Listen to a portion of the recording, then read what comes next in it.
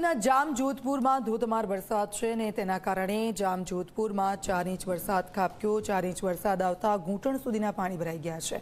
શહેરના અનેક રસ્તાઓ જળમગ્ન થયા છે। આસપાસના ગ્રામ્ય વિસ્તારમાં સારા વરસાદથી ખેડૂતોમાં ખુશી જોવા મળી। સંવાદદાતા મુસ્તાક દલ અમારી સાથે જોડાઈ ગયા છે।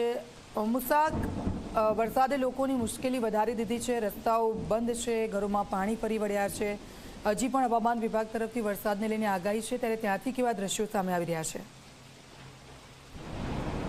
જે રીતે જામનગરમાં પણ હવામાન વિભાગની આગાહી છે અને આજે સવાર સુધીમાં ખૂબ સારો વરસાદ ગ્રામ્ય પંથકમાં પણ જોવા મળી રહ્યો છે। મહત્વનું છે કે સૌથી વધુ વરસાદ જે જામજોધપુર તાલુકા અને આસપાસના ગ્રામ્ય વિસ્તારોમાં જોવા મળ્યો છે। 4 ઇંચ જેટલો વરસાદ વરસતા ગામમાં પાણી ઘૂંટણસમાં વહેતા તેવા દ્રશ્યો જોવા મળ્યા છે। તો જે ખેતરો છે તે પણ પાણીથી તરબોતર થઈ ચૂક્યા છે। આ ઉપરાંત જો વાત કરવામાં આવે તો જામનગરમાં અન્ય જે તાલુકાઓ છે તેમાં પણ ખૂબ જ સારો એવો વરસાદ જોવા મળી રહ્યો છે।